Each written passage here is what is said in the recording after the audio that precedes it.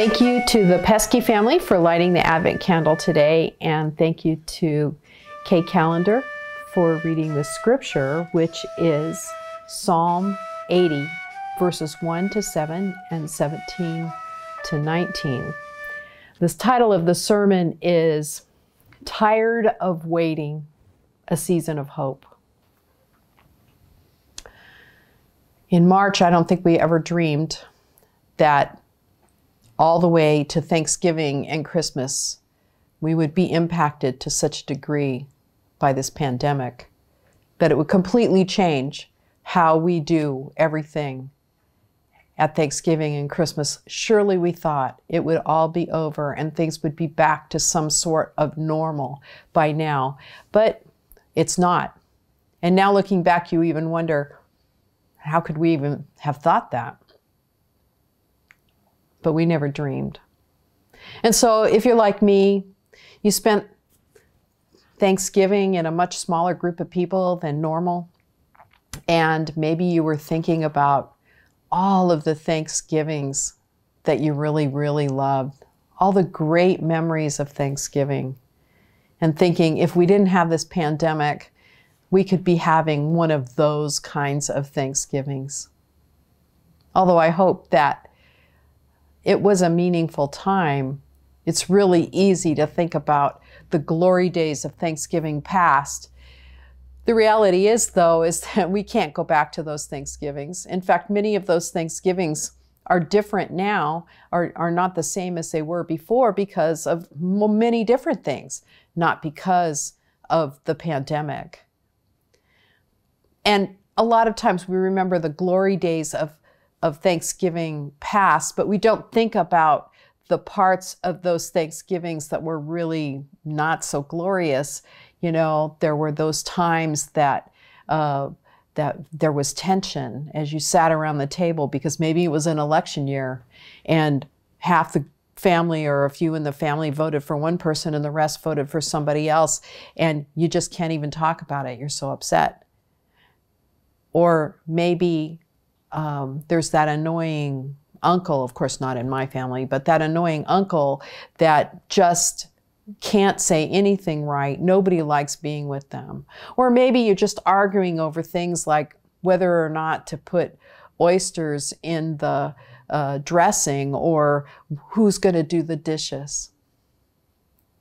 Yeah, there are those glory days of Thanksgivings past, but I think sometimes we have selective memories of those times. And there's no guarantee from Thanksgiving to Thanksgiving that it's going to be really great.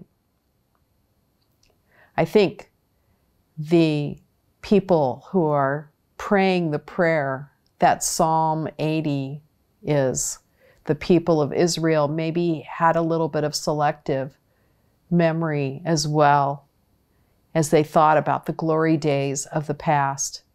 In fact, selective memory, they didn't even remember themselves probably because it had been generations before that had experienced the glory days. And as the people of God, the people of Israel from year to year to year prayed Psalm 80, it had fresh meaning as they too longed for the glory days before the exile. The glory days before being conquered by whatever power was taking over, creating empire at the time. The glory days that they didn't even remember themselves, but they heard stories. And so they were praying the prayer as they were going through, no doubt, suffering and struggling in that time. Praying the prayer, God, restore us, show your face to us, and save us. Maybe we can relate. Israel was tired of waiting. And so they prayed this prayer that we find in Psalm 80. And there are different aspects of this prayer as they come back to the line Over and over again, they come back to the line, restore us, show us your face so that we might be saved. But in between, they have different arguments with God. They express how they're feeling, that sense that, God, why are you angry with us? Why does your anger continue on and on? Will it always be, or will your anger be subsided? Will you come and restore us? Will you show us your face? Will you save us? And so in between these prayers for God to show God's face, they have these different arguments. The first one is they appeal to God's power. God, you are powerful. God, you can do this. You have done this before. You are the God of the universe. In fact, it's a lot like the prayer that was prayed in Isaiah 64, which is the companion passage on this day, this first Sunday of Advent. Isaiah 64 says, "Oh, that you would tear open the heavens and come down so that the mountains would quake at your presence, as when fire kindles brushwood and the fire causes water to boil, to make your name known to the adversaries, so that the nations might tremble at your presence. When you did awesome deeds that we did not expect, you came down. The mountains quaked at your presence." And it goes on. And I think about this prayer, and I think about if I might pray such a prayer as that. God, you are powerful. You can do something in this case. Just open up the heavens and show yourself, and the mountains will tremble and the earth will quake. And can you imagine the thunder and the lightning and all of that if God were to open the sky and show God's face? And then I think, I don't really like earthquakes. I'm not crazy about thunder and lightning. Maybe I'm not sure I want God to show all of that power. Okay, God, can you show your face? Maybe in a much more subtle, gentle way. The next thing we see is that they talk about their longing, and they feel like God is not satisfying them in their longing and their waiting. God, please come, restore us, show your face, save us. But all we feel right now is that you have fed us with loaves of tears. You've given us bucketfuls of tears. And tears, loaves of tears, have no substance. It does not quench our hunger.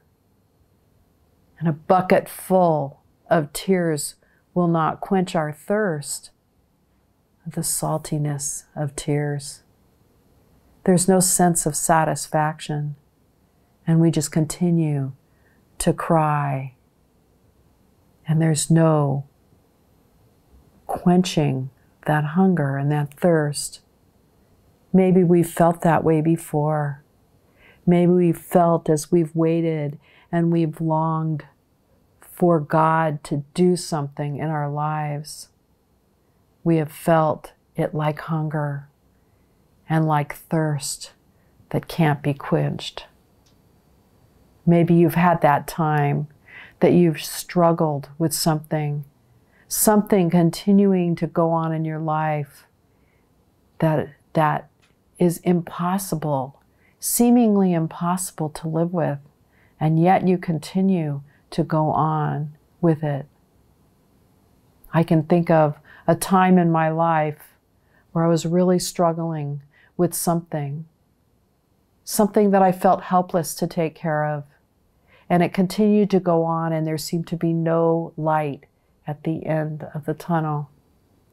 And I remember one night just going into my little bathroom in my bedroom and shutting the door and sitting there in the dark and just crying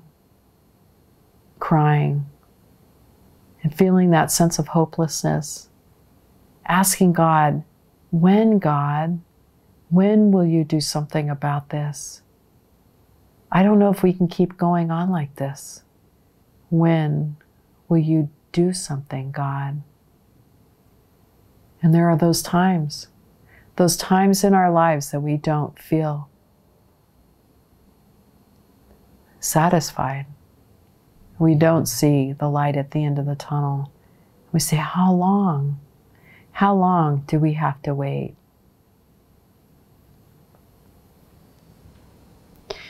Another thing that we see in this passage, in this prayer, is sort of this wheeling and dealing, this bargaining with God, trying to negotiate, bringing up the glory days. Remember those glory days, God? Remember how great they felt? Don't you want to have those glory days again, God? Or, hey, God, do you know what the nations are thinking of you right now? Your reputation among the nations, not so great. They're not thinking very highly of you. They're not that impressed, God. If you would just come and do something, if you would show your face, if you would show your power, if you would do something, boy, those nations would be impressed. And by the way, if you come and do those things, God, we'll be really good. We will be faithful. I know we haven't always been faithful in the past, but we will be faithful if you come and restore us. If you come, show your face to us and save us. I think about a family that I knew quite some time ago, whose the father was dying, and he had cancer, and the prognosis was not good at all. And as he continued to go downhill and downhill, the family was convinced if they prayed that he would be healed, that God would heal him. And if God healed him, think of all of the people that would come to know God and come to believe in God because God had done this mighty thing in his life. Well, he wasn't healed. He did die.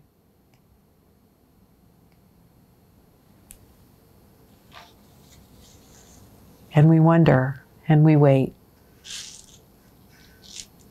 Throughout our lives, we have times where we're waiting on God and we're praying, God, just show your face. That's all I need right now. Just show your face. And that's kind of what's going on with us now. 2020, people are tired of waiting. They're tired of waiting for things to get better. This pandemic is not like anything we have ever experienced before, and it's caused so much upheaval in our lives as a country, as a world, as a society. And not just that, it's highlighted other issues.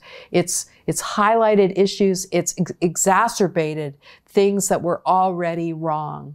They're just more wrong now. They're more difficult now.